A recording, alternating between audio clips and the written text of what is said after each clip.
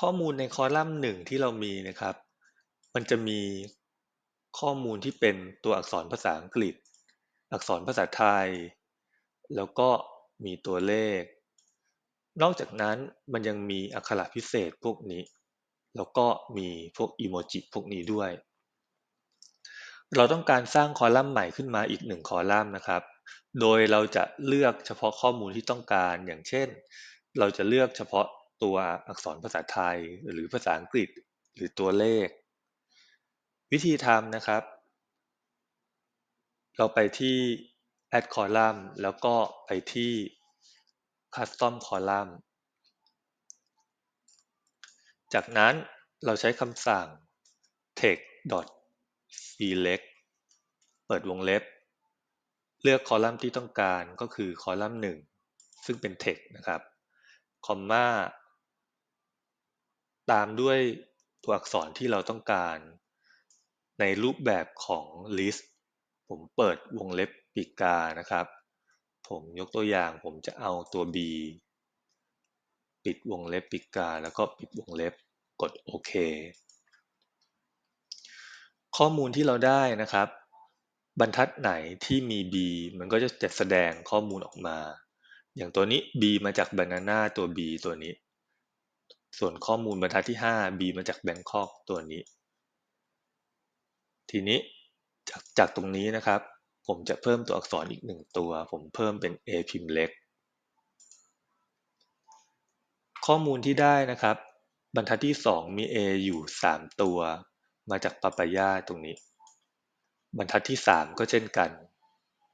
มี A 3ตัวมาจาก Banana แล้วก็ B พิมพ์ใหญ่อีก1ตัวส่วน Bangkok มันมีแต่ A พิมพ์ใหญ่มันเลยไม่มีข้อมูลตรงนี้ออกมาเพราะว่าในตัว Power Query มันเป็น Case Sensitive หมายความว่าตัวเล็กตัวใหญ่มันมีผลต่อข้อมูลทีนี้แทนที่เราจะระบุบอกว่าเลือกทีละตัวอักษรแบบนี้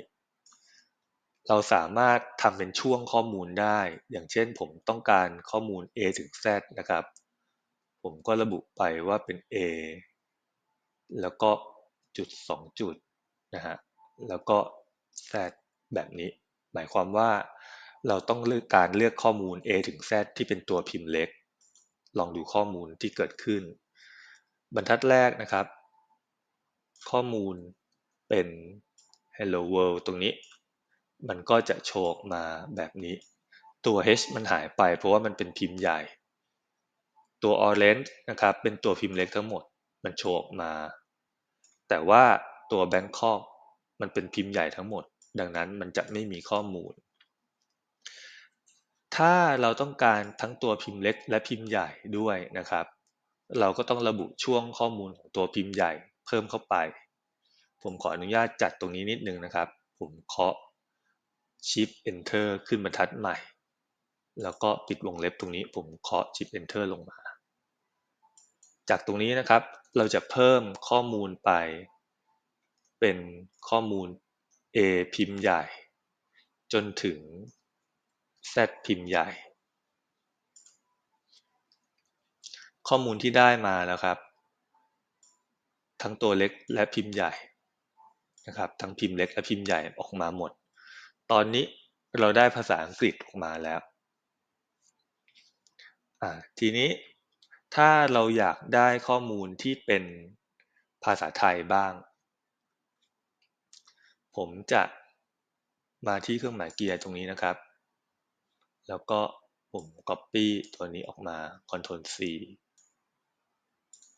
จากนั้นผม Add Column นะครับไปที่ Custom Column ผมแปะเข้าไปทีนี้ตรงนี้แทนที่จะเป็น A ถึง Z นะครับผมเลือกเป็นกอไก่ถึงฮอนกฮูกกดโอเคนะครับข้อมูลที่ได้นะครับก็จะเป็นตัวอักษรแต่ว่าปัญหาคือมันไม่มีสระโผล่ออกมาด้วยมันเป็นตัวอักษรอย่างเดียวสระและวรรณยุกต์มันไม่มาสาเหตุที่สระและวรรณยุกต์มันไม่มาด้วยนะครับเพราะว่าเราระบุกอไก่ ถึงฮอนกฮูกตรงนี้นะครับดังนั้นข้อมูลที่มันเลือกมาได้ก็คือช่วงข้อมูลตรงนี้เท่านั้นก็คือ ASCII นะครับตั้งแต่161จนถึง206แต่ว่าภาษาไทยนะครับ ASCII มันยังมี207ที่เป็นปยัญชนะน้อยแล้วก็ช่วงนี้208เป็นต้นมานะครับจะเป็นสระจากนั้นมันจะมีวรรณยุกต์ต่อที่ช่วง231ถึง239แล้วก็เป็นเลขไทยต่อจนจบตรงนี้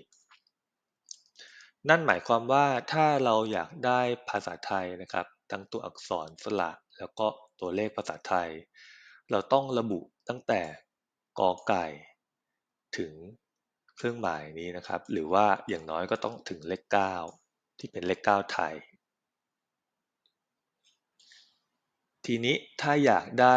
สระและวรรณยุกต์มาด้วยนะครับเราจะต้องเปลี่ยนตัวนี้ผมเปลี่ยนเป็นเลขเก้าไทยเราก็จะได้ข้อมูลมาทั้งสระวรรณยุกต์แล้วก็ตัวอักษรทีนี้ในกรณีตัวเลขก็เหมือนกันนะครับถ้าผมจะเอาตัวเลขมาด้วย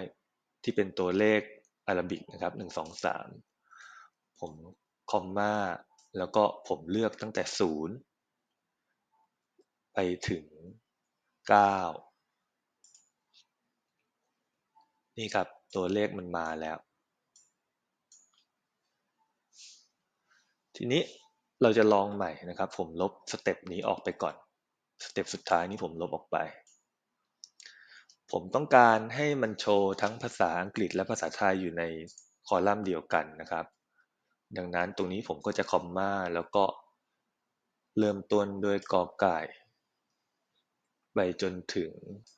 เลขเก้าไทยเพราะว่าจะได้เอาสระและวรรณยุกต์มาด้วย